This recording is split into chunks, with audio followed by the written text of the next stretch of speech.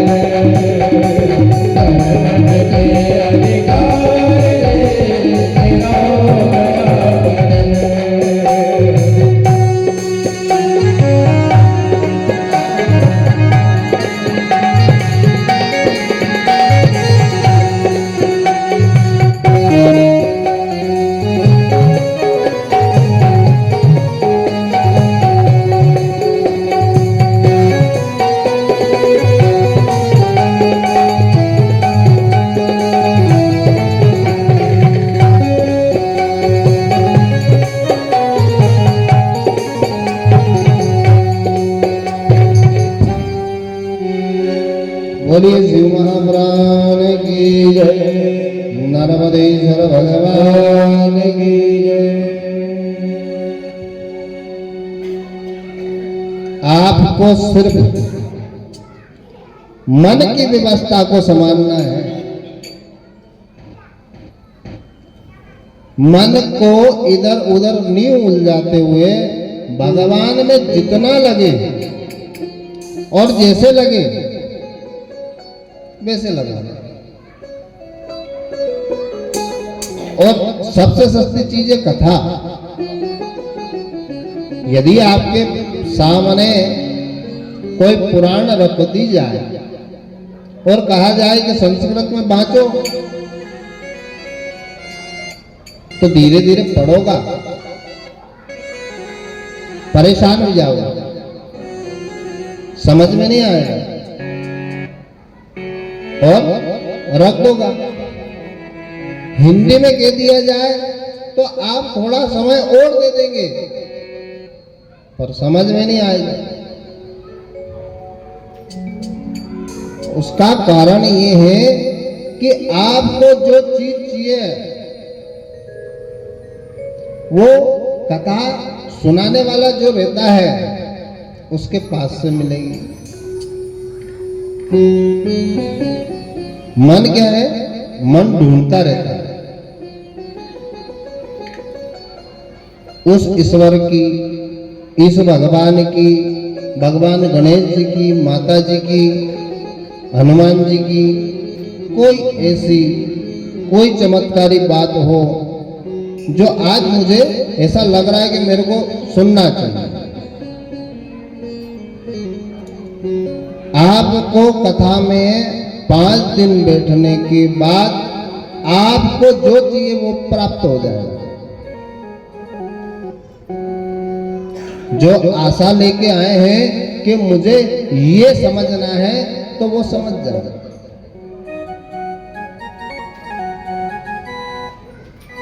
व्यक्ति अगर पढ़े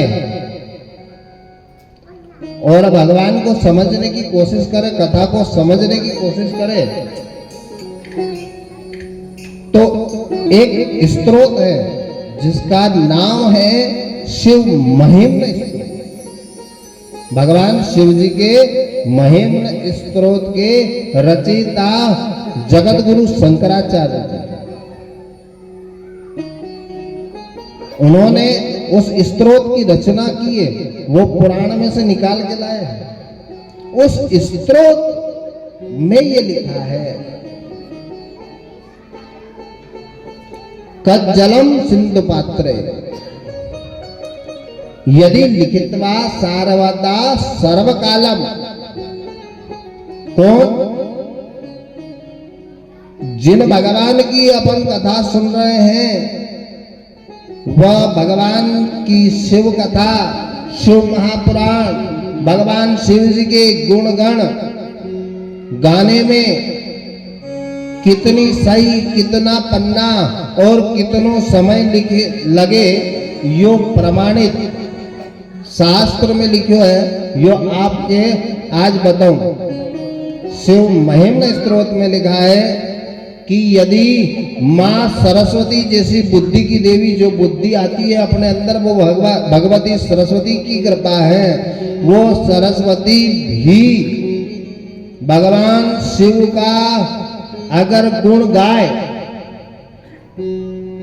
कब तक? उनकी पूरी जीवन। और गणेश जी महाराज लिखे और जो है कलम सुमेरु पर्वत की बनाए, जो घिसाइनी कलम, और 7 समुद्र हैं उसमें सही घोल दो। यदि लिखित्वा सारवदा सर्वकालम, तो भी भगवती इनके भगवान शिव के गुण गणों को नहीं लिख सकती। तो आप और तम तो बहुत छोटी बात है। इसलिए जितना समय अपने पास है उतना भगवान शिव का अर्चन करें, भगवान शिव की कथा सुने।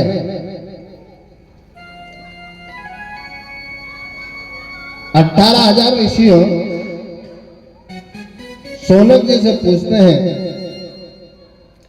कि भगवान शिव महापुराण का महत्व बताइए, शिव महापुराण की कथा किस प्रकार की जाए, कब की जाए, भगवान शिव प्रसन्न हो ऐसी व्यवस्था कैसे की जाए। उन्होंने नवदा भक्ति बताई, शिव महापुराण का पूरा व्याख्यान 18,000 ऋषियों को बताया। उन्होंने कहा कि सर्वप्रथम भगवान शिव ने इस सृष्टि की रचना की। सृष्टि में कुछ भी नहीं था, प्रलय काल की भयंकर ज्वाला से सब समाप्त हो गया।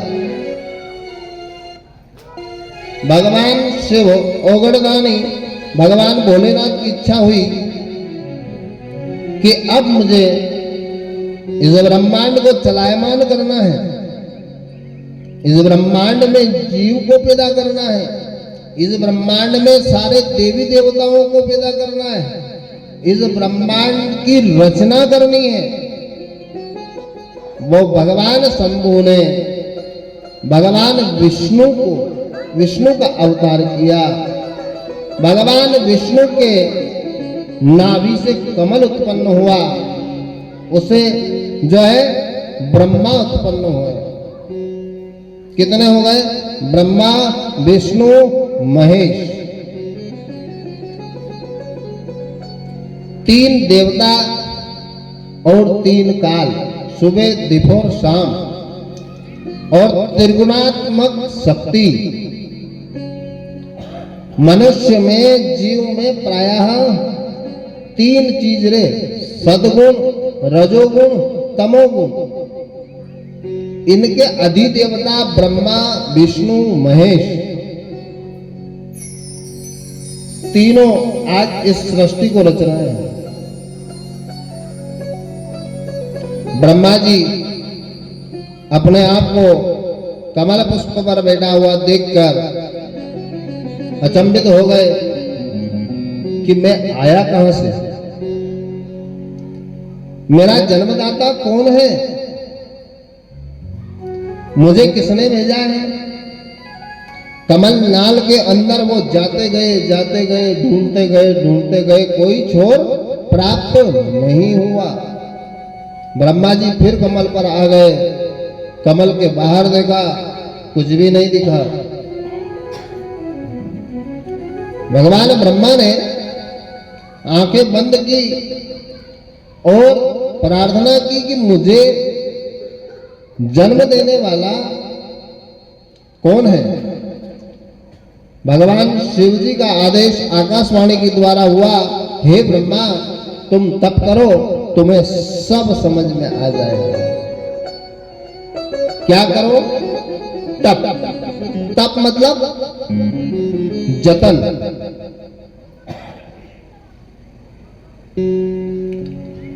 कर्म तो हर व्यक्ति को करना ही होता है, चाहे वो ब्रह्मा क्यों नहीं हो। यदि अपने आप को जानना है तो तपना पड़ेगा। ब्रह्मा तपे, उन्होंने तपस्या की। शरीर में आपके भी दर्द होता है, आप भी इतनी देर नहीं बैठ पाते हो। चलने फिरने वाले, खेती बाड़ी में जो है बैठने का कोई काम ही नहीं है। तो ये आप सब बैठ के कथा सुन रहे हैं, क्या है? आप बैठ के पूजन कर रहे हैं, क्या है? आप बैठ कर भगवान शिव का अभिषेक, भगवान की पूजा करते हैं, क्या है? यह एक तपस्या है। यह तपस्या भगवान ब्रह्मा ने करके और विष्णु को प्राप्त किया। विष्णु जी से उन्होंने कहा कि सर्वप्रथम मैं आया हूं, कि ब्रह्मा मेरी नाभि में से कमल निकला है और उस पे तुम्हारा जन्म हुआ है, पहले मैं आया हूं। अब इस में जो है उनकी लड़ाई होना चालू हो गई। पहले मैं आया, भयंकर युद्ध हुआ। युद्ध के बाद भगवान शिवलिंग के रूप में प्रकट हुए और आवाज हुई, आकाशवाणी हुई कि लड़ो मत, तुम पहले आए, तुम बड़े हो कि तुम बड़े हो। अगर तुम इस शिवलिंग का ऊपर का छोर और नीचे का छोर ला दो, उसको मैं जो है सच्चा समझू कि पहले तुम आए। अब ब्रह्मा जी के जो है हंस वाहन और इनके गरुड़ वाहन, इनको मैं का अभिमान तो आ गया था। ब्रह्मा युगों तक ऊपर जाते ही गए, युगों तक, समय की कल्पना नहीं है, युग बीत गए ऊपर जाते जाते। भगवान शिव का कोई पारावार नहीं है। भगवान विष्णु जाते जाते नीचे का छोर ढूंढते ढूंढते युग बीत गए, कोई पार नहीं पा सकता। उधर से जो एक फूल गिर के आ रहा था, भगवान शिव के ऊपर चढ़ा हुआ, वो था केतकी का। उसे देखा ब्रह्मा ने। ब्रह्मा को इस सृष्टि में विष्णु के अलावा कुछ भी नहीं दिखा, केवल वो फूल दिखा था। उस फूल को पकड़ा कि मैं जो इस सृष्टि का रचयिता ब्रह्मा, जो इस सृष्टि को रचने जा रहा हूं, तू कहां से आ रहा है? कि मेरे को बहुत युग हो गए, मैं गिरता ही चला जा रहा हूं, अब गिरूंगा कब ये पता नहीं। कि मैं इसका जो है धरती आपको बता दूं, पर तुमको एक गवाही देनी पड़ेगी। कि क्या गवाही? कि मैं भगवान शिव के मस्तक पर से आपको उठाकर लाया हूं। कि ठीक है, मैं दे दूंगा।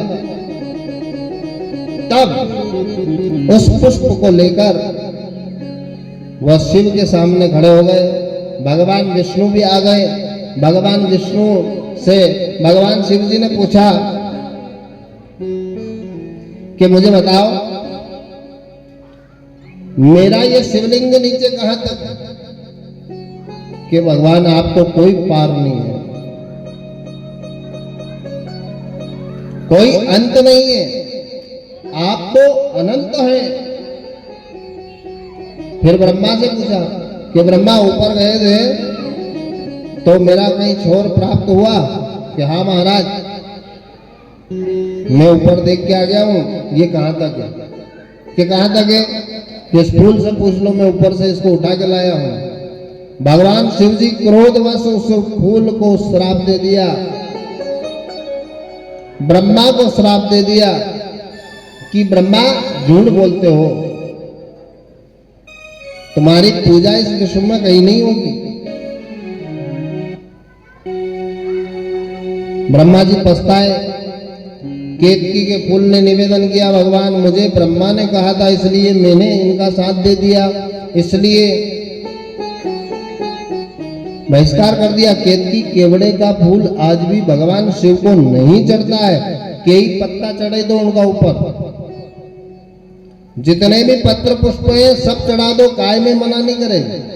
धतुरा चढ़ा दो, आंकड़ा चढ़ा दो, जितनी भी कांटादार चीजों ने, बोर है, ये सब। भगवान विष्णु ने कमल पुष्प चढ़ाए थे। भगवान शिव का भी अच्छा श्रृंगार होता है।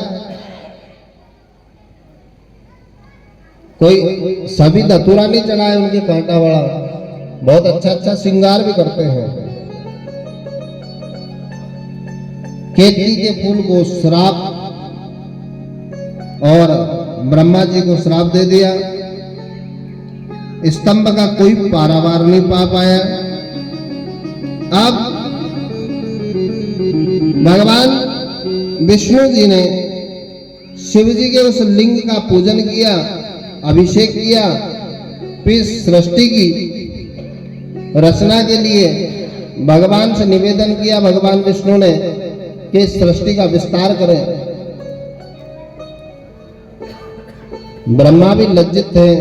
ब्रह्मा जी ने भी भगवान से प्रार्थना करी कि हे भगवान, मैं आपकी माया में मोहित हो गया, मैं आपको जान नहीं सका, इसलिए मैंने ये किया।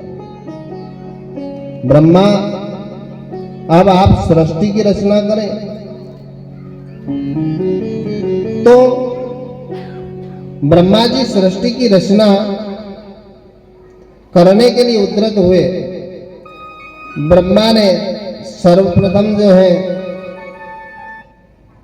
4 मन से पुत्र उत्पन्न किए। अब ब्रह्मा तपस्वी थे, भगवान शिव जी के बनाए हुए स्वयं भगवान शिव तपस्वी हैं। अब उनका मन कैसा होगा?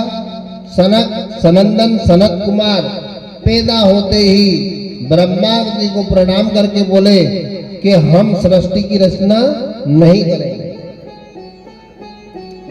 हम तो भगवान की तपस्या करेंगे। तपस्या के लिए वो हिमालय चल दिए। भगवान ब्रह्मा ने फिर जो है नारद को जन्म दिया। नारद ने कह दिया कि हम भी जो है सृष्टि की रचना नहीं करेंगे। ऐसे 10 पुत्रों को उन्होंने जन्म दिया, जो जन्म से ही ब्राह्मण हो गए, साधु हो गए, जन्म से ही। ब्रह्मा को बड़ा अफसोस हुआ कि एक तो भगवान शिव का पहले ही अपराध कर चुके हैं, और दूसरा ये कि अब सृष्टि बढ़ नहीं रही, क्या करें। ये जितने भी पुत्र हम जो है पैदा करते हैं, सब तपस्या के लिए निकल जाते हैं। मन बड़ा दुखी हुआ। अब मन बड़ा क्षुब्ध हुआ तो जो है भगवान ब्रह्मा के मन से मनु पैदा हुए। बोलिए मनु भगवान की। मनु भगवान ने कहा कि मैं आपकी आज्ञा पालन करूंगा पिताश्री, पर मुझे विवाह करने के लिए कोई स्त्री चाहिए। शत्रुपा नाम की कन्या को जन्म दिया। मनु और शत्रुपा पहला जोड़ा, जिससे ये अखिल सृष्टि पैदा हुई। मनु शत्रुपा, मनु शत्रुपा ने इस सृष्टि की रचना की। मनु शत्रुपा ने उत्तानपाद और 3 कन्याओं को जन्म दिया, आकृति, प्रसूति, देवहूति, जिससे यह समस्त संसार चलायमान हुआ। भगवान ब्रह्मा को पद देते हैं, भगवान शिव विष्णु को पद देते हैं। भगवान शिव इस अखिल संसार के क्लेश को समाप्त करते हैं। भगवान शिव कभी रुष्ट नहीं होते, और जब रुष्ट होते हैं तो त्रिलोकी को भस्म कर देते हैं, प्रलय कर देते हैं। उनका तीसरा नेत्र खुलने पर भगवान शिव भस्म कर देते हैं। भगवान शिव इतने भोले हैं कि यदि आप उनके ऊपर 1 लोटा जल चढ़ा कर आ जाए, ना दीपक, ना अगरबत्ती, ना कोई कंकु चावल अबीर गुलाल अलंकार, ना कोई बहुत सारी भोग प्रसादी, केवल जलधारा। वो हमारे महाराज जी कहते हैं 1 लोटा जल ने सारी समस्या का हल। पर वो कैसा होना चाहिए? 1 लोटा जल ने सारी समस्या का हल, बिल्कुल प्रमाणित बात है, क्योंकि कथा कहती है कि भगवान शिव को जलधारा प्रिय है। नमस्कार प्रियो भानु, अलंकार प्रियो विष्णु, जलधारा शिव प्रिय। जलधारा शिव जी को प्रसन्न करने के लिए काफी है। अपन गलती लगाए वह जो है बैसाख महीने वह टपक टपक टपक उनका माथा पे, तो जलधारा लगातार उनके ऊपर चलती रहती है तो वो बहुत प्रसन्न होते हैं भगवान शिव, क्योंकि भगवान शिव ने जहर पिया है, उनके गले में गर्मी है, उनके शरीर में गर्मी है, वह जो है उस तत्व के मालिक हैं जहां से गर्मी आती है, आदमी को दिमाग गर्म हो जाए। सत रज तम, जब आपको क्रोध आता है तो भगवान शिव आ गए हैं। ये माता जी कहती हैं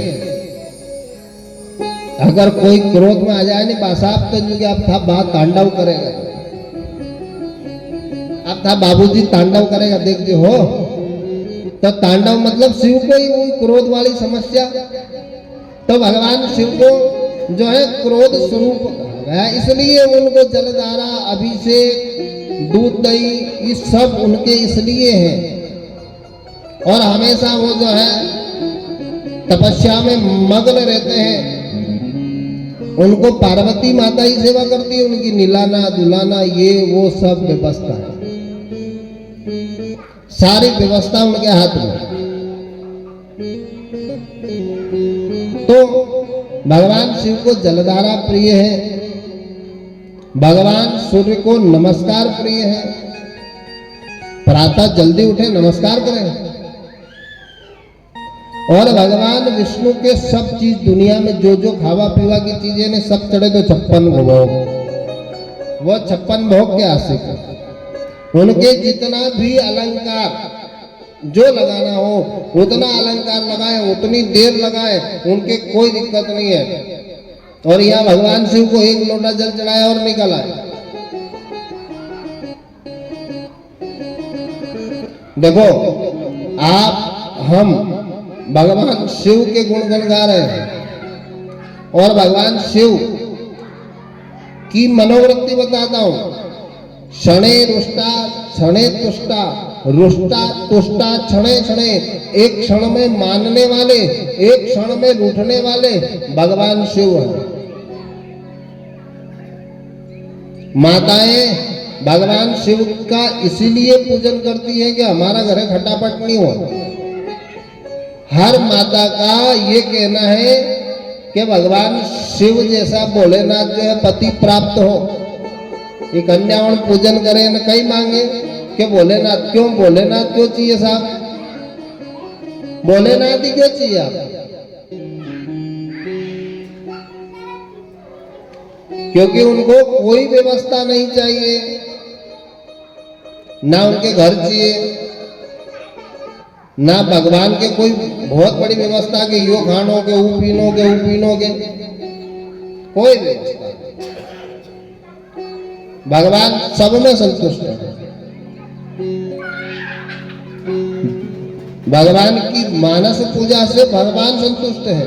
मानस मतलब मन से कि हूँ यो जो है जल चढ़े रही हूँ, यो जो है गंगा जल चढ़े रही हूँ, इस मन रूपी जो है भगवान शिव के पूजन में भी नियम है। ऐसी बात नहीं है कि नियम नहीं है, यहाँ भी नियम बताए गए हैं। भगवान शिव का भगत जो है रुद्राक्ष धारण करना आवश्यक है।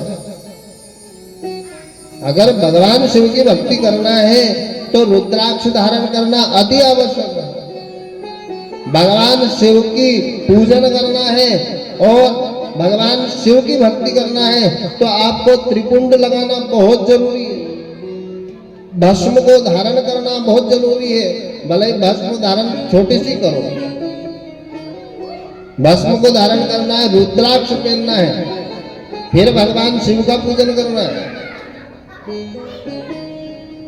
भगवान शिव की पूजा पूरी हो जाएगी केवल भस्म धारण करने से और रुद्राक्ष धारण करने से, क्योंकि भगवान शिव ने स्वयं रुद्राक्ष की रचना की। भगवान की पूजा में रुद्राक्ष जितना जरूरी है, जितनी भस्म जरूरी है, उतनी ये पूजन सामग्री जरूरी नहीं है। सबसे अच्छी माला अगर जप करना हो तो रुद्राक्ष बताई गई है। सारे क्लेश को समाप्त करना हो, जितनी भी दुनिया की समस्त मनोकामना है वो एक मुखी रुद्राक्ष पूरा कर देता है। दो मुखी रुद्राक्ष से जो है विवाह हो जाता है। 14 मुखी रुद्राक्ष तक रुद्राक्ष आते हैं जिनका अनेक अनेक फल है, अनेक अनेक कष्ट दूर करते हैं। सबसे अच्छा जो है रुद्राक्ष वो पंचमुखी है, जिसको हर कोई धारण कर सकता है। शिव महापुराण कहती है उसको जो है स्त्री धारण कर सकती है, पुरुष धारण कर सकता है, किसी भी जाति व्यक्ति विशेष कोई भी धारण कर सकता है। रुद्राक्ष की माला से जप कर सकता है। उनको मनाने के लिए केवल एक ही मंत्र, आपके ज्यादा उलझवा की जरूरत नहीं। रुद्राक्ष कहाँ ढूंढवा जाओगा, फिर बाकी वही कथा हो जाएगी। हाँ, तो आपके केवल भगवान शिव को जल चढ़ाकर ओम नमः शिवाय, इतना तो याद होगा सबके। हम सुबह जो है अभिषेक हो रहा था तो भगवान का जब जो है जजमान से कह रहे थे कि आपको मंत्र बोलना है, कौन सा? ओम नमः शिवाय। याद है सबके, गाता भी याद है। तो भगवान शिव को मनाने के लिए, भगवान शिव को प्रसन्न करने के लिए शिव पंचाक्षर मंत्र का जाप करो।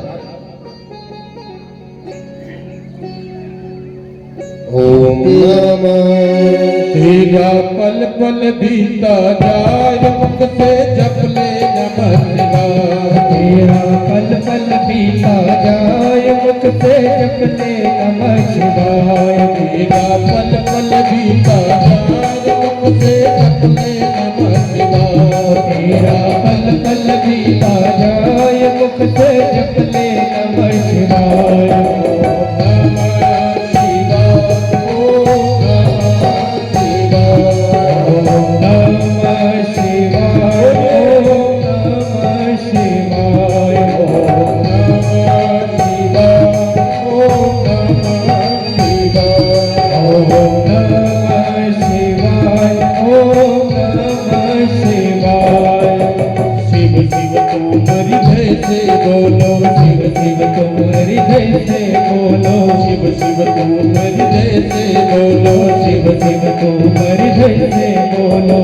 मंदिर का पर्दा खोलो, मन मंदिर का पर्दा खोलो, मन मंदिर का पर्दा खोलो, मन मंदिर का पर्दा खोलो।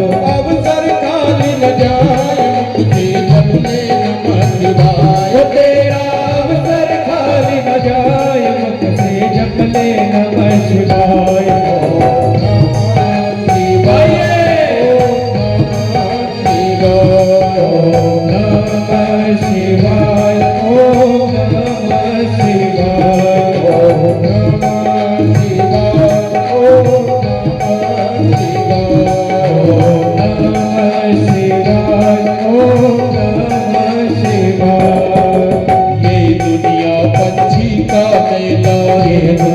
पंछी का मेला, ये दुनिया पंछी का मेला, ये दुनिया पंछी का मेला। समझो उड़ जाना है अकेला, समझो उड़ जाना है अकेला, समझो उड़ जाना है अकेला, समझो उड़ जाना है अकेला। तन मन साथ न जाए मुख से जप ले नमः शिवाय। तो तेरा तन मन साथ न जाए मुख से जप ले नमः शिवाय।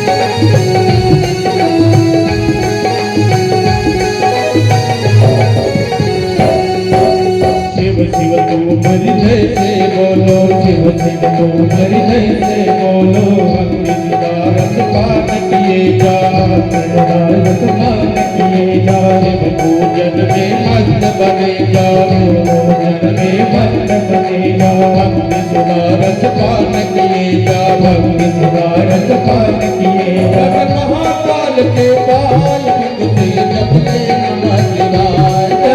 महाकाल के पाय मुक्ति जपले नमः शिवाय।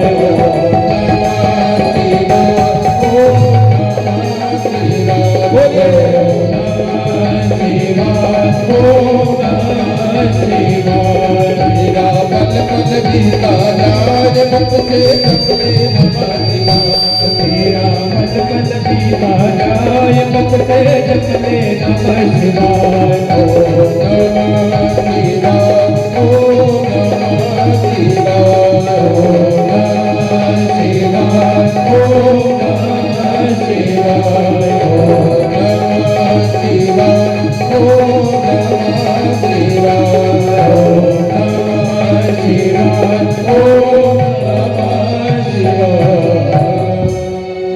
महाप्राण की जय, नर्मदेश्वर भगवान की जय। सृष्टि की संरचना भगवान भोलेनाथ के आदेश के द्वारा प्रारंभ हुई। 10 मानस पुत्र और मनु शत्रुपा के द्वारा ऋषि करदम आदि का जो है भगवान ब्रह्मा के आदेश से भगवान विधाता का उनको पद प्राप्त हुआ। देखो पद की बड़ी महिमा है। इनको ब्रह्मा जी को जो है विश्व की रचना के लिए, विश्व को किस प्रकार बनाना है,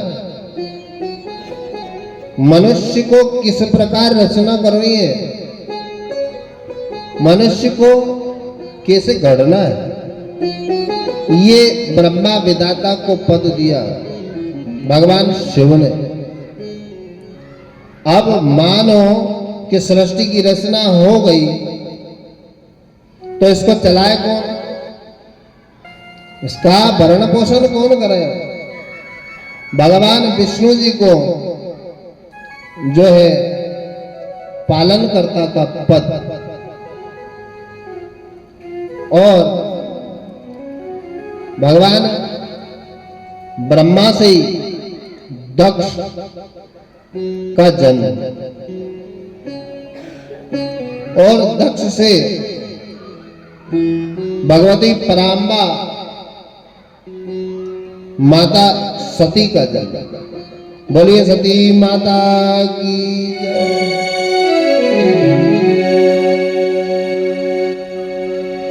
भगवान ने दक्ष को दक्ष प्रजापति बनाने का आदेश दिया, जो पूरे मंडल को संभालने वाला, जिसका चार्ज होता है उसके पास में, जो पूरी व्यवस्था को देखता है। दिक्पाल होते हैं, पंच लोकपाल होते हैं, आदि देवता होते हैं, प्रत्यादि देवता होते हैं, और सूर्यादि नवग्रह देवता होते हैं, 33 कोटि देवता होते हैं। उनके सबके अधिपति कौन? दक्ष प्रजापति। दक्ष को जो है पद प्राप्त हुआ, पद का अभिमान हुआ, पद भ्रष्ट हुआ, और पद भ्रष्ट होने पर शिव का अपराध कर लिया। शिव भगवान का अपराध करने पर भी शिव जी ने उनको माफ कर दिया।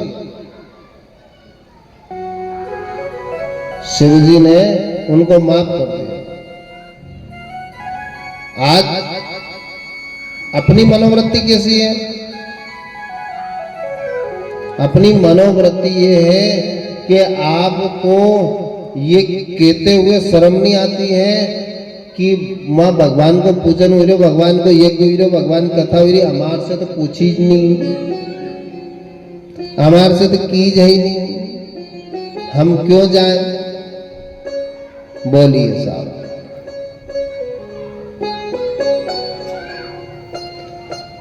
ये बिगड़ी हुई व्यवस्था का नाम है, इनके करनो नहीं है, पर करवा भी नहीं देना है। अपने भी नरक ले जाओगे चक्कर में, इनके तो कोई डर नहीं है, पर अपने संताप दे गए।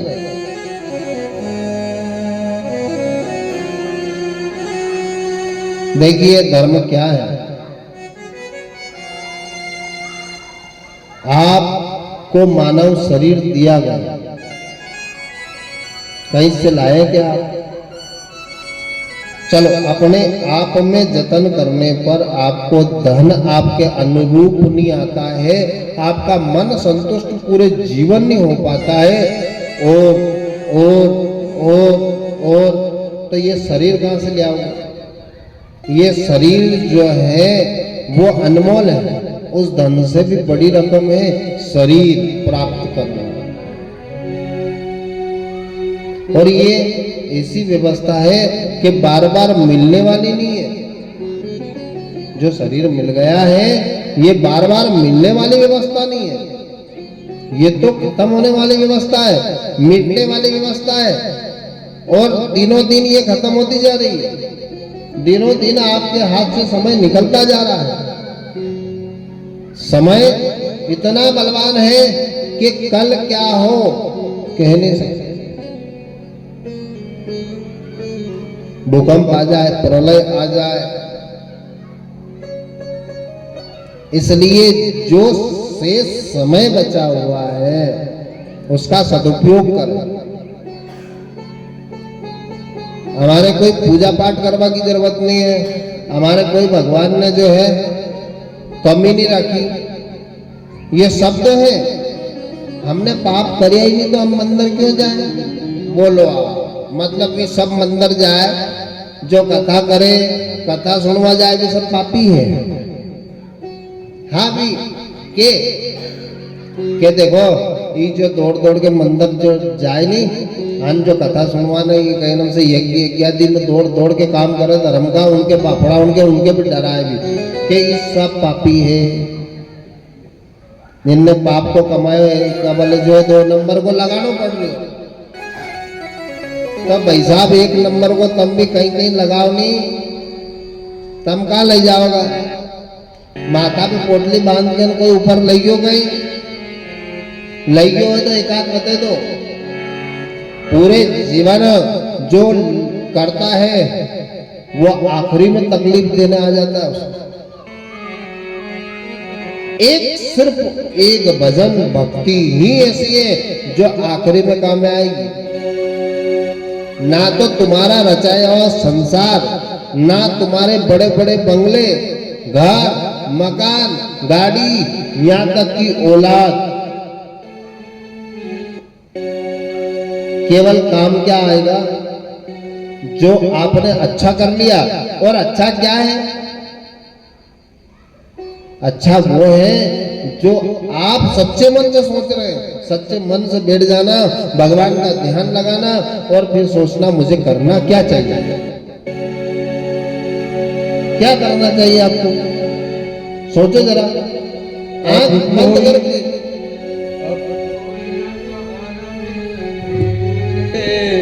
महाकाल गंगाधर मेरे, मेरा कोई न सहारा बिन तेरे।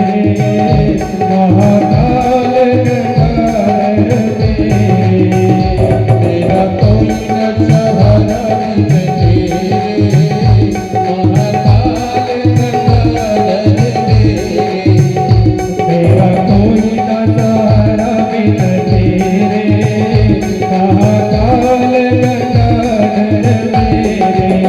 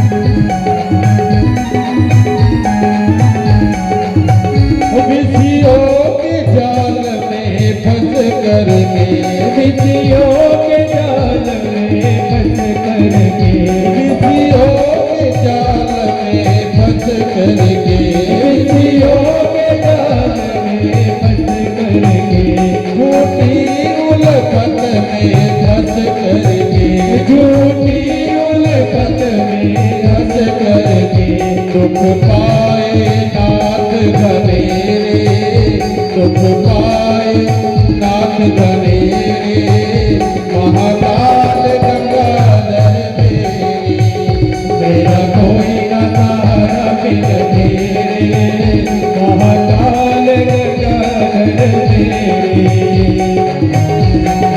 हर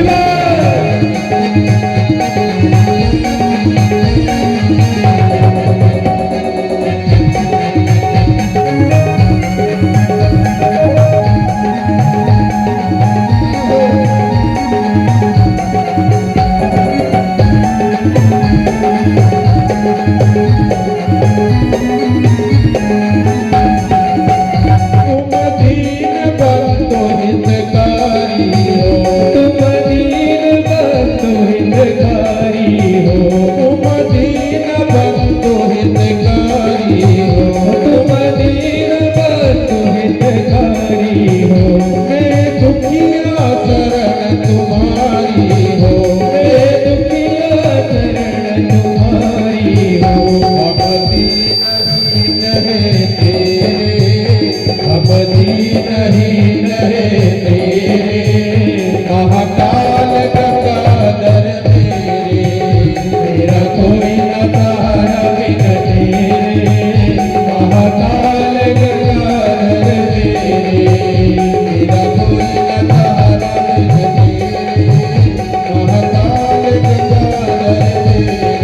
मेरा कोई न सहारा बिन तेरे, महाकाल गंगाधर मेरे, मेरा कोई न सहारा बिन तेरे, महाकाल गंगाधर तेरे। मेरा कोई न सहारा बिन तेरे, महाकाल गंगाधर मेरे,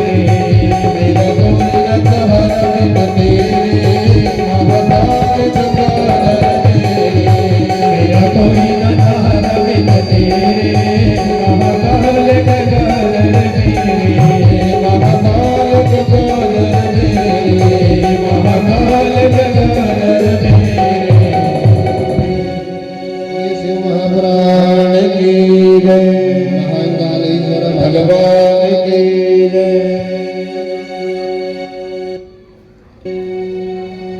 दक्ष प्रजापति का पद मिलने पर घमंड आ गया। ऐसे अपन लोगों को भी जो है कोई छोटी व्यवस्था मिल जाती है। देखो कितना ही बड़ा है कोई भी, कितना ही पैसे वाला है, भगवान से बड़ा वो नहीं है। भले आखा विश्व में वो नंबर 1 पे आता हो, पर भगवान से नीचे। भगवान की सत्ता को वो नहीं जानता। पहली बात तो अपन जो है भगवान को जिस तरह से अपन ने पकड़ रखा है वही रास्ता ठीक नहीं है। व्यक्ति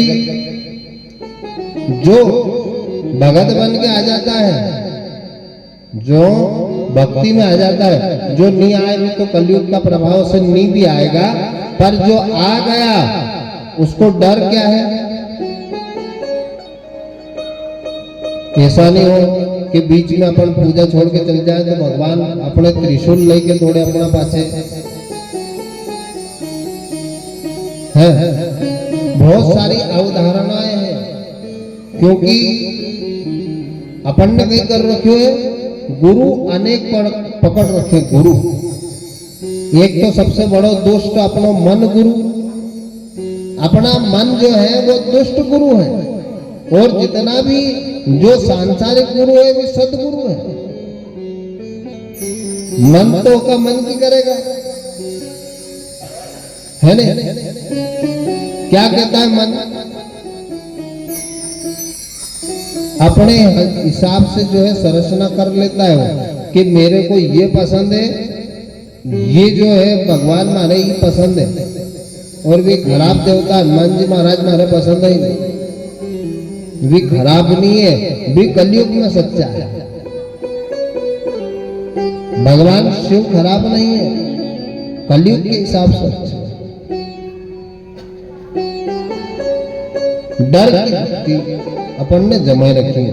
डर क्या है कि जो नियम चालू कर दो करना ही पड़ेगा, अगर बंद कर दो तो श्राप देते। जैसे कभी कभी क्या होता है, माताएं व्रत करती हैं और वो व्रत किसी प्रकार, किसी वजह से, किसी समस्या से बीच में टूट जाता है, या उस व्रत का उद्यापन ना हो पाए, घर की व्यवस्था में, कामकाज की बढ़ोतरी में उनका भोलेनाथ नहीं सुने में भी समझ लो, और व्रत को उद्यापन नहीं हो तो वो बड़े संशय में आ जाती है कि जो ये लड़ाई झगड़ा नहीं, ये दुख नहीं, ये जितनी भी समस्याओं नहीं रही है नहीं, ये उसके प्रभाव से कि अपन ने वो नहीं करी, वह पूजन नहीं करी। और फिर हमारा सर का गुरु तो जो है कही थे कि हाँ वह पूजा नहीं हुई तो आपके वह पूजा करानी पड़ेगी, दक्षिणा चढ़ानी पड़ेगी। हाँ हमारी दक्षिणा आएगी, तमा घर में भले एकदम भोलेनाथ ने पार्वती दो ही कांटाओ करो, परंतु भगवान ऐसा नहीं है। भगवान इतना साधारण है कि ओके गरज ही नहीं अपना सरकार की। तुम जाओ तो जाओ, नहीं तो मत जाओ। वहां ताकड़ी वाकड़ी तो दूसरा का हाथ में है, वो तोलवा को जो है ने वो दूसरा का हाथ में, चित्रगुप्त का हाथ में। लिखो इसके जो जो भी है, क्या किसने क्या किया है कि इन्हें असो करोगे कि वही दूरा नजर नहीं आना चाहिए। वह कहीं के वेतरणी डूबक नहीं, उस वेतरणी रूपी नरक में उसको भेज दिया जाता है कि इसके पाप ज्यादा है। और ये भगवान नहीं करता है, ये अपन स्वयं करते हैं। स्वयं के मन से किया हुआ पाप हमको नरक ले जाता है। भगवान ने कभी किसी को दुख नहीं दिया। भगवान की इतनी बड़ी व्यवस्था है, उसको अपन जो है पूजा करते हैं, वो भगवान व्यवस्था बताता हूं कि उसने कहा है कि मैं सूक्ष्म शरीर सूक्ष्म स्वरूप में हूं और विराट स्वरूप में इतना बड़ा हूं कि ये पूरा ब्रह्मांड मेरे अंदर है। बताइए साहब। और सूक्ष्म स्वरूप जो है, जो निराकार है, जिसका कोई आकार नहीं है, वो कैसा है पता है? आंखों से दिखता नहीं है। और जो साकार स्वरूप है, विराट स्वरूप, उसको भी आप नहीं देख पाओगे, क्योंकि अपन ने धरती नहीं देखी पूरी, तो धरती का ऊपर कैसे जाएगा? और ये ब्रह्मांड जिसको तारे उनको देख रहे हो, ये सब भगवान के अंदर है। इतने बड़े हैं भगवान। अब तुम्हारी 2 अगरबत्ती की काड़ी काम कर रही कहीं, ये को द्वाड़ा वहां तक जाएगा तो फिर ओके रूठवा की कोई समस्या ही नहीं है। जो जस करहि सो तस फल चाहि। जो जैसा करता है वैसा उसे प्राप्त हो जाता है। आप अच्छे लोग हैं, अच्छे खानदान में जन्म लिया है, अच्छे समाज में जन्म लिया है, अच्छे गांव में जन्म लिया है, इसलिए अपने को बुरा नहीं पड़ना, अपने को अच्छा ही कर्म करना है। क्या भगवान से जुड़े रहना अच्छा कर्म है? आप सबसे आगे आई के बैठो, या आप प्रधान बनी के जजमान आहुति दो, या आप प्रधान बनी के कट्टो ले के पूरा गांव में भरो, या नहीं कह रहे हो। छोटी सी व्यवस्था भी अगर आपके हाथ में आ जाती है, किसी भक्त ने अगर आपको ये कह दिया है कि आपको 1 दिन का ये संभालना है, मेरे को जरूरी काम आ गया, तो वो भी नहीं संभाले कि ईद हमारी होना, ईद धर्म का, ये ले जाओ, वो कहीं माथे भजन रहे बापड़ो, कहीं जावा आवा को यही नहीं, उन्हें माथा पे नहीं लियो तो कहीं भी जावा को। तो आप इतना सा लगा दीजिए, केवल टेको तो लगा ही सकता हो, तो वो काम पूरा हो जाए। परंतु आप हम सब की मनोवृत्ति में वो दक्ष बैठा हुआ है, मेरे से तो पहले नहीं कहा,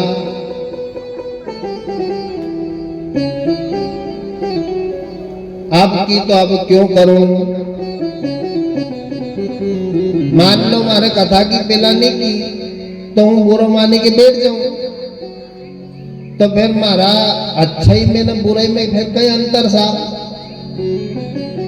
मारे जदे की शायद मेरे ईश्वर ने मुझे बुलाया है, इसलिए मुझे इस योग की समझा है, तो मैं उस छोटी सी व्यवस्था में भी अपने आप को जितना समय मिले मैं प्रदान करूं, यही अच्छाई है। 5 दिन दे दो बहुत अच्छी बात है, जीवन सुधर जाएगा, परंतु कोई 5 मिनट देने वाला भी आ रहा है, उसका भी सम्मान करें। 5 मिनट में जो उसको भगवान चाहेगा तो वो ही शब्द उसके लायक जाएगा और उसका जीवन धन्य हो जाएगा। आप हम कहीं ना कहीं से योग संयोग से इस जन्म में नहीं उस जन्म में कजा कितना जन्म का पुण्य उदय होता है, जब ऐसी मनोवृत्ति और भगवान की कथा सुनने को प्राप्त होता है। अनेक जन्म के पुण्य फल प्राप्त होते हैं जब भगवान की भक्ति प्राप्त होती है। अनेक जन्म ऐसे ही मन नहीं लगता किसी का, वो आने ही नहीं देता है।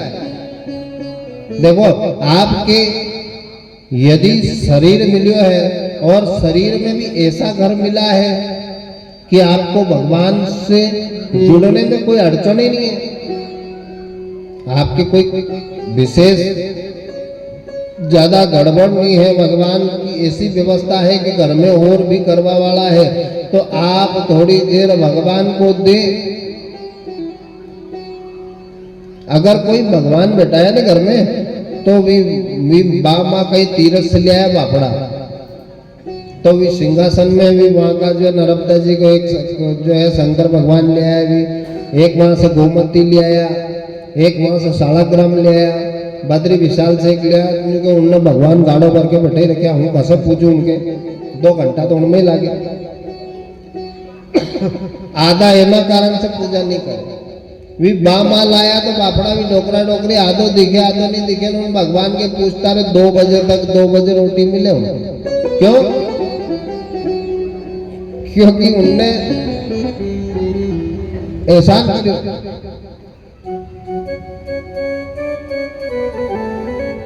ये धर्म कर्म का काम सब इनका डोकरा डोकरी होगा, जाओ संभाल। और सही साथ टाइम कहीं है, जब आपको नहीं दिखे, जब आपसे नहीं चलाए, जब आपसे नहीं बैठाए, जब वृद्धावस्था खाए, है दिमाग एक जगह रहे ही नहीं, आखिर जिंदगी को तगा तो भरियो उन्हें, फिर बुढ़ापा में कथा सुनो कैसे सुने, मन तो कजा कितनी जगह लगाई के ना आया है, बखेरे आए हो के तार तार कर दो, कैसे व्यवस्था होगी। आज तक नहीं जोड़ा, और जोड़ा तो क्या जोड़ा, पैसा जोड़ा, परिवार को जोड़ने में लगे रहे, पूरे जीवन पुत्र कलत्र इत्यादि में लगे रहे, भगवान के यहाँ नहीं गए, और आखिरी में गया तो फिर बैठाए है नहीं, सुनाए है नहीं, यानी व्यवस्था में अपन ने भगवान के शरीर अर्पण करियो। भगवान बहुत अलग किस्म की चीज है, अलग वस्तु है, इनकी विशेषता इतनी है, कुछ लोगों ने इसलिए ये ज्ञान दिया कि डर के न भगवान करने चली जाए, डर की भक्ति कर गए। कुछ का मत था कि डराओ तो लोगों जो है भगवान करने जाएगा, जबकि डरने की आवश्यकता नहीं है। डरवा में श्रद्धा नहीं रहेगी, भगवान का ऊपर विश्वास नहीं रहेगा। एक गुरु कहते हैं कि ये जो राधे राधे न राम राम नहीं, ये दुपट्टा नहीं, ये कुर्ते पे लिखना नहीं, ये गलत है।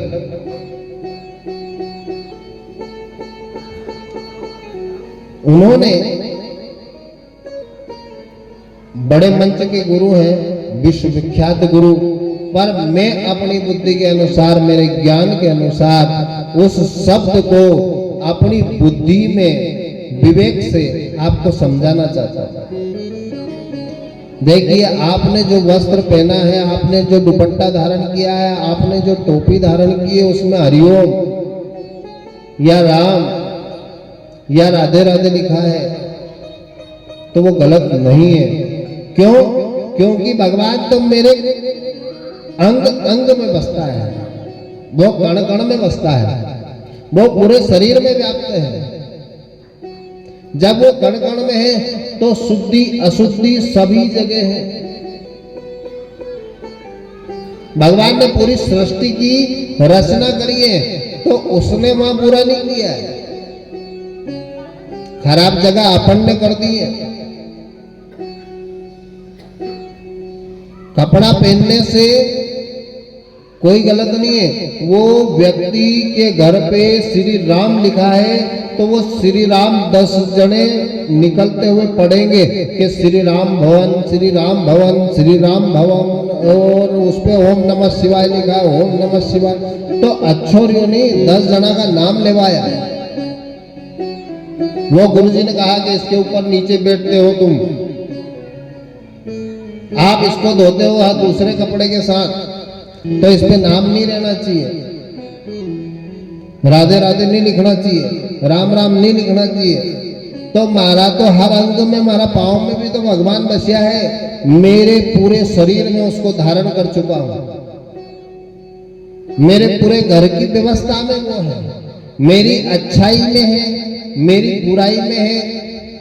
यद्यत कर्म करो में तदखिलम संभव।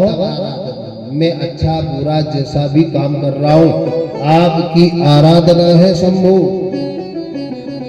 कर चरणम कृतम वाक्वा यजम कर्मजम वा श्रवण नयनजम वा मानसम वा अपराधम विहितम वा तच्छमस्व। जय जय करुणाब्दे महादेव। शिव नमः पार्वती पतये। हर हर महादेव। कर हाथों से, पांवों से, नैनों से, कर्ण से, सोचने से, मन से, स्तन से, मेरे कर्म में यद्यत कर्म करो में तदखिलम। अब भले खेती कर रहे हो या कोई के डंडा दे रहे हो, ये मनोवृत्ति, ये शरीर, ये पूरा जीवन, मेरी सभी चीजें आपको छोड़ चुका हूं, आपको सौंप चुका हूं, समर्पित हो गया हूं। इसके बाद मेरे को अच्छा और बुरा नहीं दिख रहा है। आप नीचे बैठा हो तो बुरो है, हूं ऊपर बैठो तो अच्छो है। ये अच्छाई बुराई भेद भक्ति है, वो भेद भक्ति नहीं करना है। ईश्वर से डरना नहीं है, ईश्वर से प्रेम करना है। कपड़ा पे राधे राधे लिखा हुआ से भी राधा जी को अपमान हो गया, यूं गाड़ा मको, भगवान असो पानी पड़ेगा आड़ा फेंक दिया, नाच जाए तो वो कोई नाच जवाड़ रहा।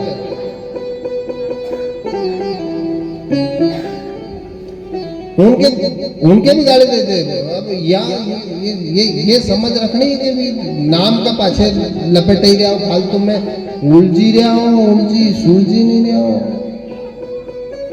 उलझो मत, सिद्धांतिक बने। मेरा सिद्धांत है, मुझे एक बार मंदिर जाना है। आज हूं बीमार है, 100 डिग्री को बुखार है, नायो नहीं है, बाहर से सल्यूट है प्रभु, बाहर से नमस्कार। आपकी मर्यादा, आपकी व्यवस्था को नहीं बिगाड़ूंगा, पर आपसे मिलने जरूर आऊंगा।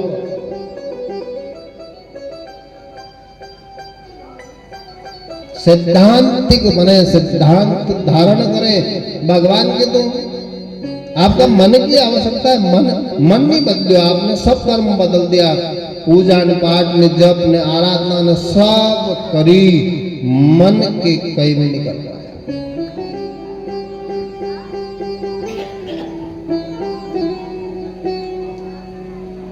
यानी काया के सुधारवा की कोशिश नहीं करी। भजन से शरीर शुद्ध होता है, भक्ति से शरीर शुद्ध होता है, और दान से आपका धन शुद्ध होता है। शरीर सेवा करने से, मन भक्ति से, और धन दान करने से शुद्ध होता है। क्योंकि ये शरीर जो है ना, ऐसी चादर है, ये शरीर जो चादर है वो बड़ी मेली है।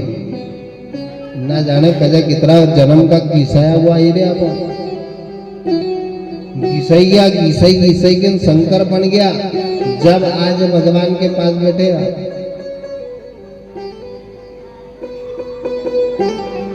चादरिया झीनी रहेगी। ये चादर मेली ओढ़ेगा संत सुजान। ये निर्गुण रूपी चादरिया भगवान को समर्पित करें अपने आप को। निर्गुण रंगी चादरिया रे, कोई ओढ़ेगा संत सुजान।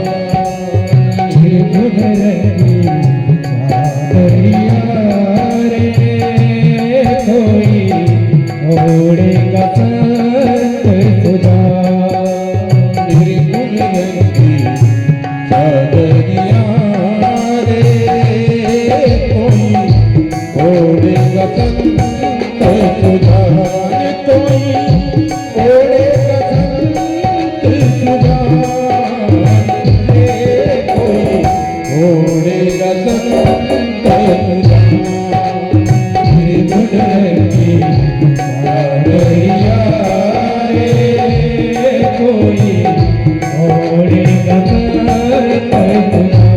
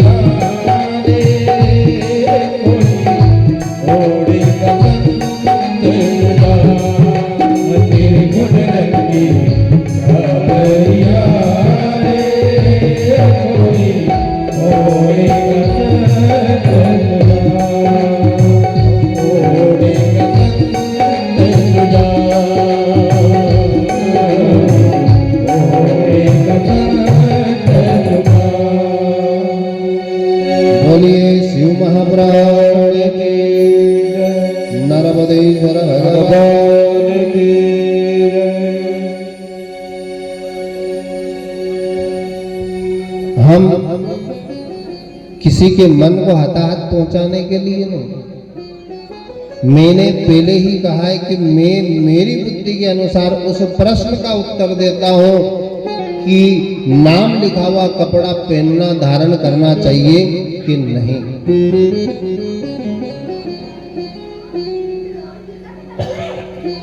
बगैर नाम से काम नहीं चलेगा, नाम तो होना पड़ेगा और उसको अंगीकार करना पड़ेगा।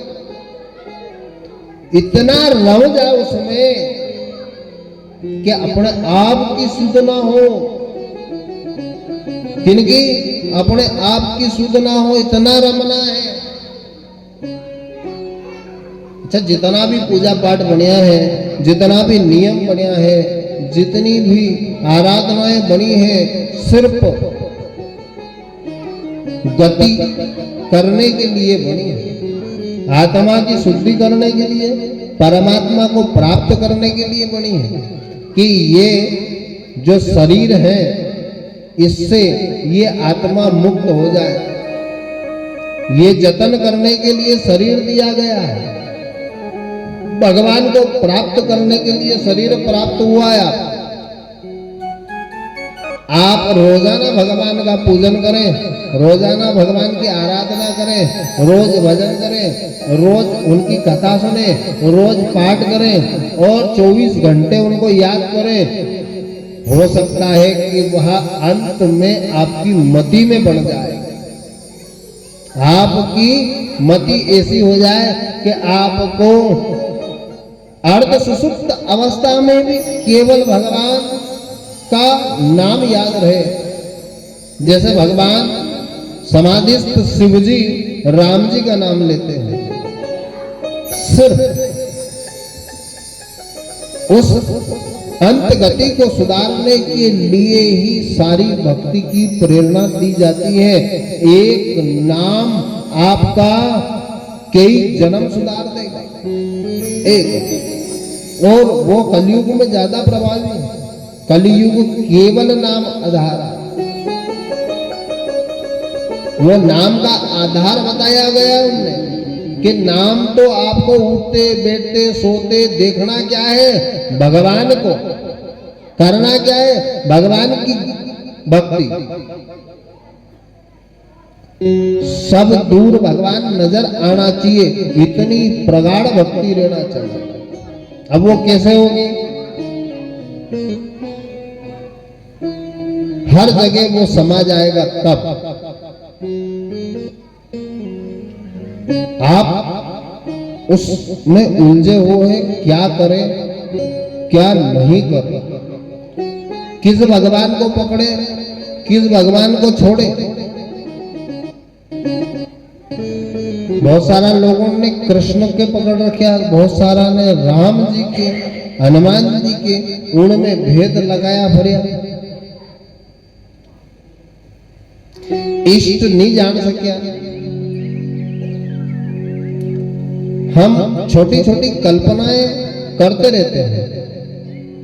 एक प्रश्न रखते उनका आगे, मनोकामना है कि मारी यो मिल जाएगा तो मैं फलाना करूंगा, ऐसे आखी जिंदगी निकली करते करते कि मान कर ली, बस होयो कि नहीं होयो, वो मान भी भूल गया ना काम भी भूल गया, मान आखी नरी टोपलो भर के न धरी। कभी भी ऐसी भक्ति नहीं करना। उनको आपके मन की आवश्यकता है और ये मन वज्र कर लिया आपने, क्योंकि सही आपको रास्ता दिखा नहीं, जो दिखा उस पर चल दिए। पद पैसा प्रतिष्ठा का घमंड दक्ष प्रजापति को भगवान शिव का बेरी बना देता है। बेर भी किया तो किससे? भगवान शिव से। जबकि ब्रह्मा विष्णु इनके द्वारा शिव जी को कन्या प्रदान करी थी दक्ष ने, इनके कहने पर। पद भी जो है ब्रह्मा विधाता ने दिया, विष्णु ने उनको आशीर्वाद दिया, और भगवान शंकर अपने राम का भजन करने के लिए एक तरफ बैठे। उनने इस संसार में झांकने की कोशिश नहीं की। बनना है तो भगवान शिव की तरह बने। इस संसार में देखेंगे तो उलझ जाएंगे। आज उनको पद प्राप्त हुआ, सभी देवताओं ने उनको जो है बधाई दी। बहुत बहुत बधाई हो आपको, जो इतना बड़ा पद मिला है कि पूरी सृष्टि को आप ही को संभालना है। प्रजापतियों के अधिपति हैं आप। भगवान शिव अपनी तपस्या में निमग्न थे। भगवान शिव ने ना तो उस सभा के कोई शब्द सुने, ना किसको पद मिला, कैसा मिला, किसने दिया, इससे मतलब वह हमेशा अपने राम जी के भजन में मस्त। दक्ष प्रजापति को जब पता चला कि वो तो आंख बंद करके बैठे हैं, उनने तो सुना भी नहीं है, बहुत क्रोध आया। और क्रोध कब आता है व्यक्ति को? जब उसका पाप बढ़ता है, अहंकार बढ़ता है। जब क्रोध आता है और उस क्रोध में वो किसको क्या बोलना है और किसको नहीं, कुछ भी बोल जाता है। दक्ष प्रजापति ने आज इतने अशुभ शब्दों का उच्चारण किया कि नंदी आदि ये लोग सुन नहीं पाए, और भगवान को जगाया, भगवान शिव को उठाया कि भगवान शिव जी सब गए, पूरी सभा समाप्त हो गई, आपके ससुर जी को दक्ष प्रजापति बनाया गया। ओहो, भगवान शिव को तो मालूम ही नहीं है कि वाह साहब ठीक है, दक्ष बोला करे, परंतु भगवान शिव ने एक शब्द का भी प्रत्युत्तर नहीं दिया। भगवान शिव को मरकट की तरह, बंदर की तरह आंखें वाला बताया। इसके पास घर बार के ठिकाने नहीं, ये बताया। इसके पास कपड़े के ठिकाने नहीं, ये कहा गया। इसको मैंने मेरी मृग नयनी बिटिया प्रदान करी, इसमें था ही क्या ऐसा? ना तो कोई गुण है इसमें। भगवान शंकर ने पीछे मुड़ के नहीं देखा, वो चल दिए, उनके अपमान को भी नहीं देखे। और भगवान शिव जाकर अपनी तपस्या में बैठ गए। लागी समाधि अखंड अपारा, अपनी समाधि में मस्त शिव जी अपने राम का भजन कर रहे हैं।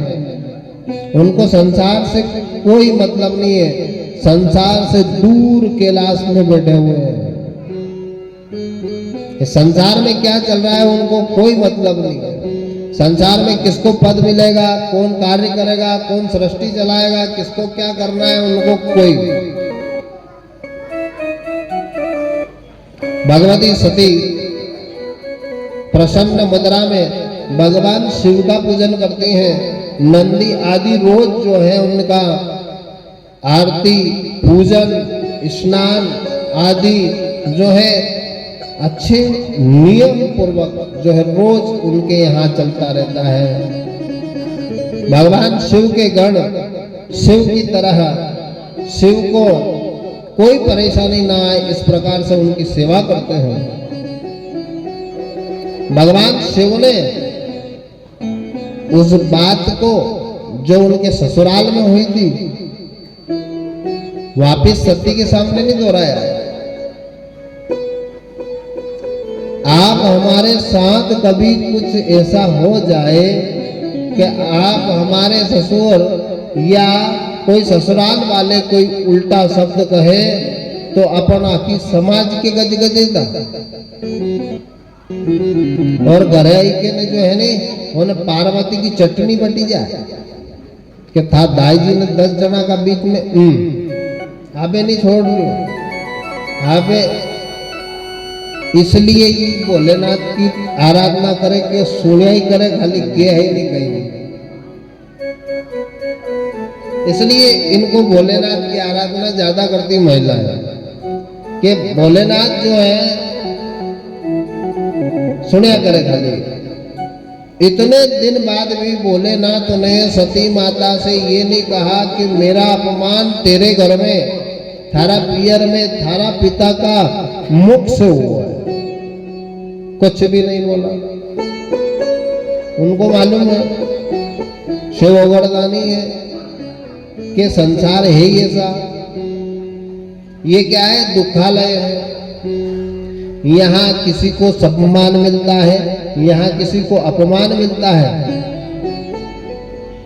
यहाँ किसी को सर्टिफिकेट नहीं दिया जाता है। सर्टिफिकेट मिलेगा आपके आपकी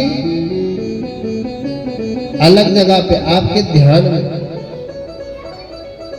आपके ईश्वर देगा सर्टिफिकेट। आपका जो कर्म है वही आपके काम आएगा।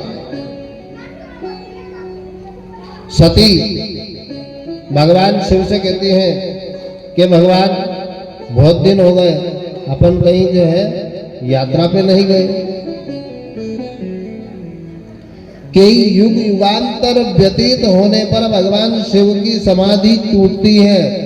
इस युग में भगवान राम सीता लक्ष्मण वनवास भोग रहे हैं और भगवती सती और शंकर भगवान पृथ्वी पर घूमने निकलते हैं। भगवान शंकर जी राम जी को देखकर, अपने आराध्य अपने इष्ट देवता को देखकर प्रणाम करते हैं। सती को समझ में नहीं आता कि अपन धरती पे आया, ये आखो जगत अपने प्रणाम करे नहीं, ये वैराग्य धारण किए है वो प्रणाम कर रहे हैं कि महाराज कौन है ये, कि ये मेरे इष्ट आराध्य राम है, परम ब्रह्म परमेश्वर है, इस सृष्टि के पूरे जो है पालन करता है, पूरे अधिपति हैं। उन्होंने नमस्कार नहीं किया, किसने? सती ने। सती भगवान शिव जी से कहती हैं कि आप इनकी आराधना करते हैं। भगवान शिव भोलेनाथ भोले भंडारी कहते हैं कि हाँ मैं इन्हीं राम की आराधना करता हूं। जो राम वन वन भटक रहा है वो ब्रह्म है। आप इतने बड़े देवता होकर जो इनका ही सुधार नहीं कर पा रहे हैं उनकी आराधना करते हैं।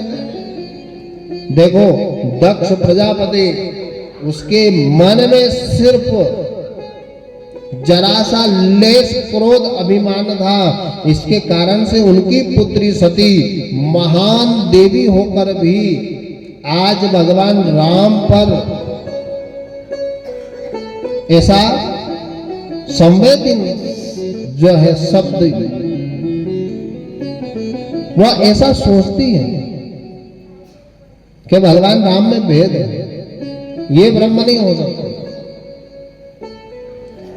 उन्होंने जो है भगवान शिव जी से कहा कि मैं जो है इनकी परीक्षा लूंगी। वो सीता माता बनकर भगवान राम की परीक्षा लेने गई। भगवती सती पूरा श्रृंगार करके और भगवान राम के पास गई। राम जी ने प्रणाम किया कि हे महादेवी, आपको दंडवत प्रणाम है। जब माता सती को पहचान लिया, माता सती ने कहा कि आपने मुझे कैसे पहचाना? मैं तो सीता माता के स्वरूप में थी। मेरी सीता ने जब वनवास धारण किया था तो उसने कोई श्रृंगार नहीं किया था। ये साधु लोग जो है श्रृंगारित नहीं रहते हैं, अभयंग रहते हैं, भगवान शिव की तरह ओघड़ी रहते हैं। इनको श्रृंगार की आवश्यकता नहीं है। और आप महादेवी श्रृंगार करके आई हैं और मेरे आराध्य भगवान शिव की अर्धांगिनी है, मैं आपको प्रणाम करता हूं। बोलिए रामचंद्र भगवान की जय। भगवान शिव ने देखा कि इसने जो है मेरे जो कर्म है, जो मेरे इष्ट है, जो मेरे सब कुछ है, उन पर शक किया है। अब इस जीवन में मैं इसको प्राप्त नहीं करूंगा। समाधि लगा लिए। बोले शंकर भगवान की जय। भगवान शिव की समाधि लगी और सती वहां पर विचलित हुई कि मैंने जो किया है वो कर्म ठीक तो नहीं है, परंतु क्या करें, भगवान शिव का अपराध हो गया, भगवान राम का अपराध हो गया। अब तो जो है इस अपराध का पश्चाताप करने से क्या फायदा। फिर जो है दक्ष ने यज्ञ का आयोजन किया और उस यज्ञ में भगवान शिव का कोई स्थान नहीं। भगवान शिव को जो है सभी देवी देवताओं से अलग कर दिया। सारे देवी देवताओं को बुलाया, भगवान शिव को नहीं बुलाया। उनके ही दामाद, उनके ही जामाता को नहीं बुलाया गया। इतना अपराध करने के बाद भी शिव जी ने कहा कि हे सती, तेरे पिता के घर जो हो रहा है महान यज्ञ है, उसमें सभी देवी देवता आएंगे, आप जाओ। कि नहीं भगवान, आपके चलना पड़ेगा। उन्होंने कहा कि हे सती, मैं जाऊंगा। मैं सम्मान का भूखा नहीं हूं कि मुझे सम्मान दे, मुझे स्थान दे, मुझे आओ भगत करें, परंतु तेरे पिता यज्ञ नहीं कर पाएंगे मैं अगर चला गया तो। क्योंकि जब क्रोध आ जाएगा और क्रोध आने पर व्यक्ति मंत्र छोड़कर अनाप शनाप बोलता है और उसका ध्यान जब पूजा में नहीं रहेगा तो क्या काम का यज्ञ।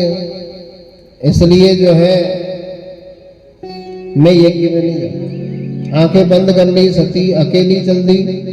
सती ने 2 बार पूछा, 3 बार पूछा, 4 बार पूछा, भगवान ने आंखें नहीं खोली।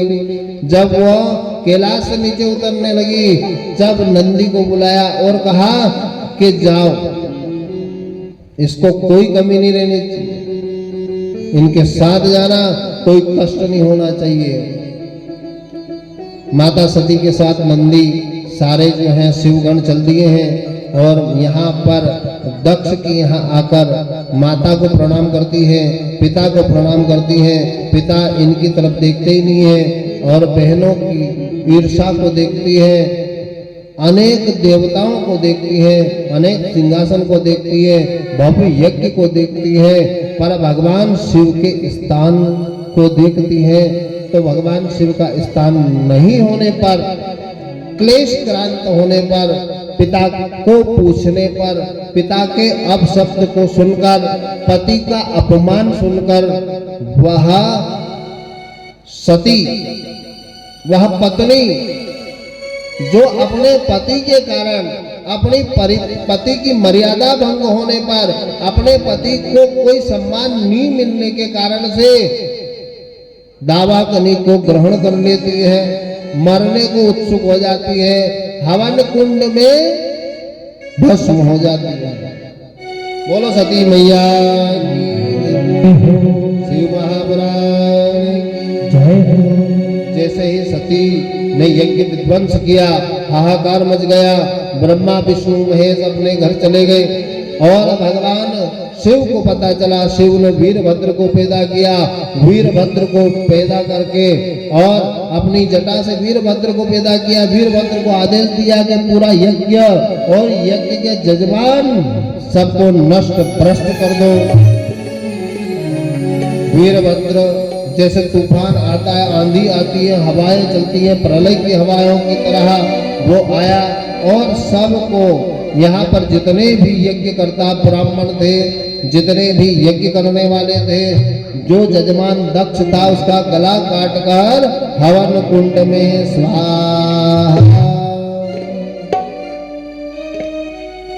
यज्ञ पूरा समाप्त हो गया। सारे देवी देवता चिंता करने लगे कि जब नियम अपन ने बनाया है, सारा विधान बनाया है और यज्ञ अधूरा हो गया है, तो ये भी जो है प्रकृति के अनुरूप नहीं है। चलो शिव जी को मनाते हैं। शिव जी क्रोध में आ गए, मतलब पृथ्वी पर प्रलय आना संभव है। भगवान शिव जी के यहाँ सब जाकर जो है आराधना करते हैं भगवान शिव जी की, शिव जी को मनाते हैं, शिव जी मान जाते हैं और भगवान यज्ञ को पूरा करने के लिए कहते हैं कि यज्ञ का प्रधान यजमान कहाँ है, के धड़ रही पड़ियो ने जो मुंडी मुंडी है वह स्वाहा। यजमान का सिर तो रहना चाहिए, धड़ से कैसे आहुति दिलाए। जाओ उत्तर दिशा में जो भी पहला प्राणी मिले उसे पकड़ कर ले आओ। तो बकरे का मुंह काटकर दक्ष प्रजापति को सिर पर लगा दिया और उसने बम बम की आवाज में भगवान शिव की भक्ति करी।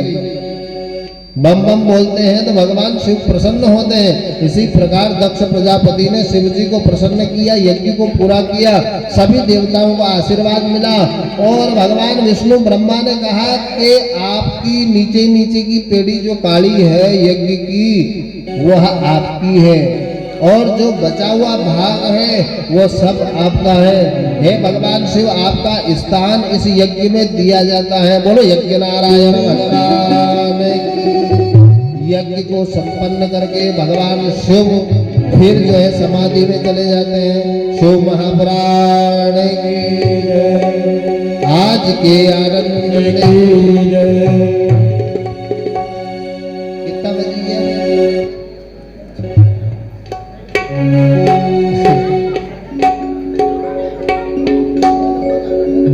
चलिए भगवान के भजन में भोरी शंकर भगवान की जय।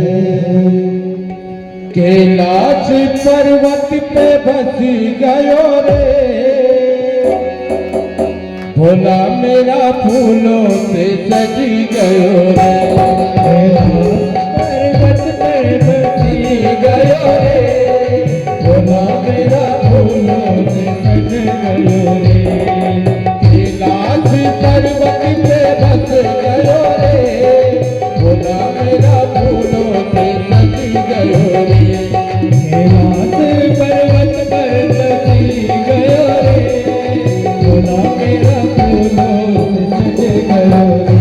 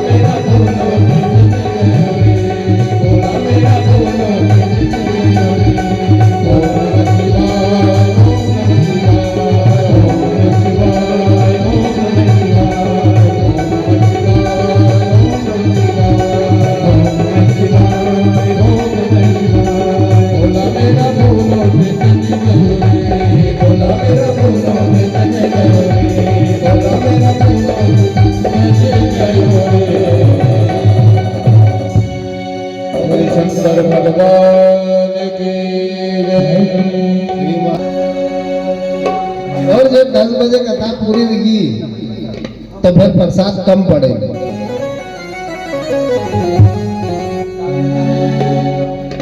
सत्यनारायण की कथा में भी यही हो, तब मारागन घड़ी नहीं है, तुम जो है हाथ ऊंचो कर दिया करो तो क्या बस। देखो ये भोलेनाथ की कथा है और वाकई में भोले भंडारी की तरह ही भक्ति करेंगे और भोले भंडारी की तरह ही मन लगाकर सुनेंगे तो आपकी सभी मनोकामनाएं पूर्ण होगी। पिछले साल की कथा का किसी को फल प्राप्त हुआ है? पिछले साल अपन ने कथा करी थी, आपका भी मन अच्छा है और मेरा भी मन करने वाले का और सुनने वाले का दोनों का मन अच्छा रहे तो फल प्राप्त होता है। तो फल प्राप्त हुआ कि नहीं? आपको आपकी मनोकामना पूरी हुई कि नहीं? हमारे एक व्यक्ति को संदेश आयो आज, तो मैं माइक के माध्यम से आप सब लोगों के बीच में वो बात कहना चाहता हूँ कि आपकी शिव कथा में मैं एक तरफ खम्भ के पास बैठा और ये सोच रहा था कि हे भगवान शिव, आप शायद यहाँ की जगह नर्मदेश रूप में और इन गुरुबा का रूप में यहाँ की जगह आया हो, हमारी बात पूरी हो जाए, हमारे मन की हो जाए जद मानू, नहीं तो ये तो सब ढोंग तो सुन रहा है। वो भोला भगत वहां खम्भ के पास बैठकर एक तरफ बैठकर ये प्रार्थना करता है कि मेरी मनोकामना, मेरी आरज़ू पूरी हो जाएगी तो इनके इन गुरुबा के न शंकर भगवान के हूँ फल से फूल से तोलूंगा।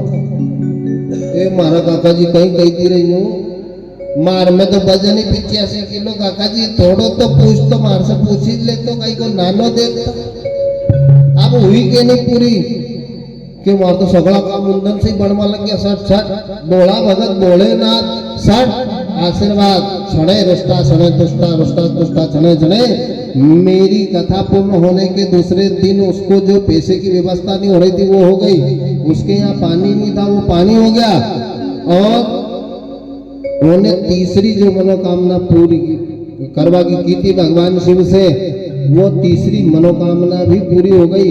उसका बच्चा जो है उसका पेपर में आवा लग गया, टीवी में आवा लग गया कि भगवान वो तो घर जीती क्यों, जिंदगी जीती क्यों, गुरुपा तुम तो भगवान है हमारा नहीं, वो तो तोलुआ। बोलिए शंकर भगवान की। अपनी कथा का ये फल उसको प्राप्त हुआ और वो पूछ रहा था कि मैं अगर समिति वाला गांव वाला कहते तो मैं यहाँ की जगह तोल दूं तुम्हारे भगवान शिव के बेटी के, तो मैंने कि हम पूछ लांगा और यह कही भी दूंगा कि अपनी कथा छोटी मोटी नहीं है साहब, क्योंकि आपका मन इतना भव्य है कि भगवान शिव को आशीर्वाद देने आना ही पड़ेगा। बोलो गणपति भगवान की शिव महापुराण की आज के आनंद की अच्युतम केशवम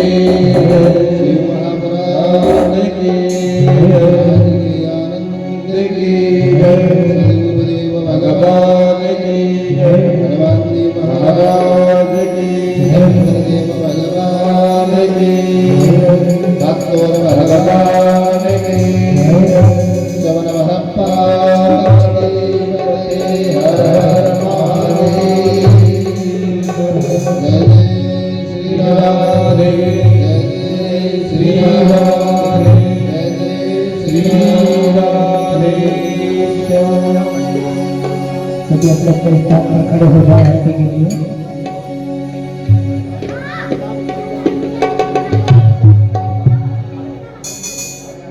आरती के लिए सभी खड़े हो जाएंगे।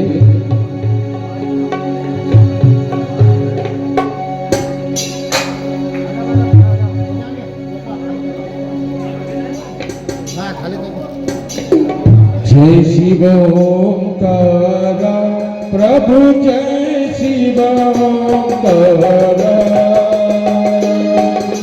ब्रह्मा विष्णु सदा शिव ब्रह्मा विष्णु सदा शिव हरदम गीतारा ओम जय शिव ओंकारा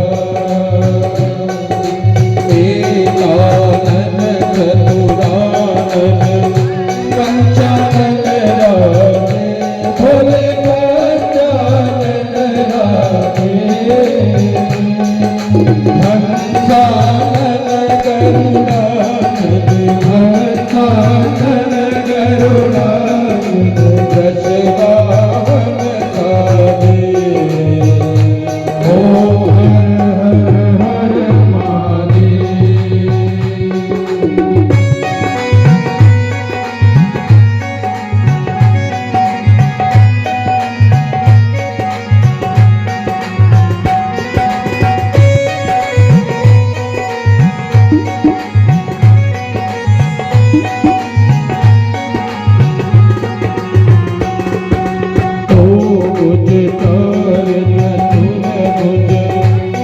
भुज अति सोहे भोले दस भुज अति सोहे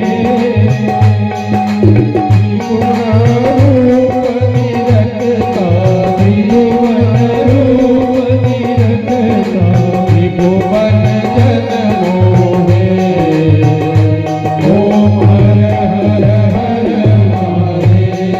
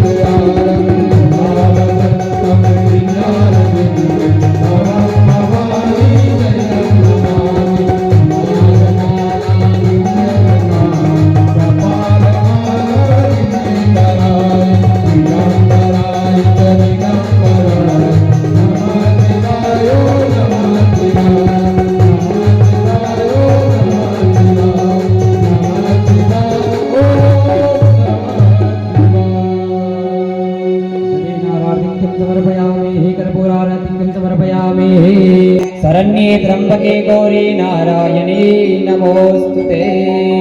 अथ मंत्रपुष्पाञ्जलिः।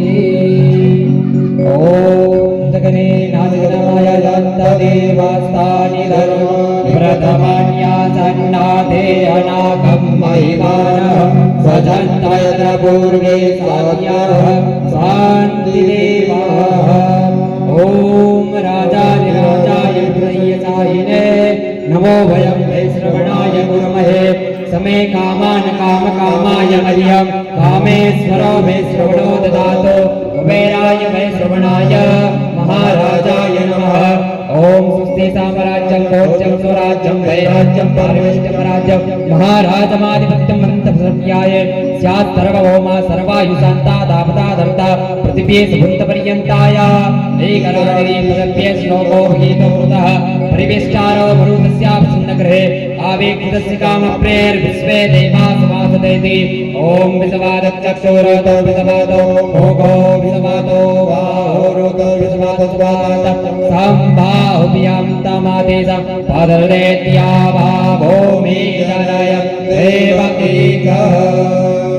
ओम मेघदन्ताय विद्महे वक्रतुण्डाय धीमहि तन्नो दन्ति प्रचोदयात्। ओम कात्यायन्ये च विद्महे कन्याकुमारिकाय धीमहि तन्नो देवी प्रचोदयात्। ओम तत्पुरुषाय विद्महे महादेवाय धीमहि तन्नो रुद्रः प्रचोदयात्। ओम महालक्ष्मीं च विद्महे विष्णुपत्नी च धीमहि तन्नो महालक्ष्मी प्रचोदयात्। ओम साडोनन्दनाय विद्महे भोजपुत्राय च धीमहि तन्नो देवनारायण प्रचोदयात्। ओम दक्षिणमुखाय विद्महे अवन्तिकाराजाय च धीमहि तन्नो महाकाल प्रचोदयात्। नानासुगन्धि पुष्पाणि तथा कालोदपवानि च पुष्पाञ्जलिर्मया दत्त गृहाणां परमेश्वरः। पीतपुष्प अर्पण चरणों में पीतपुष्प अर्पण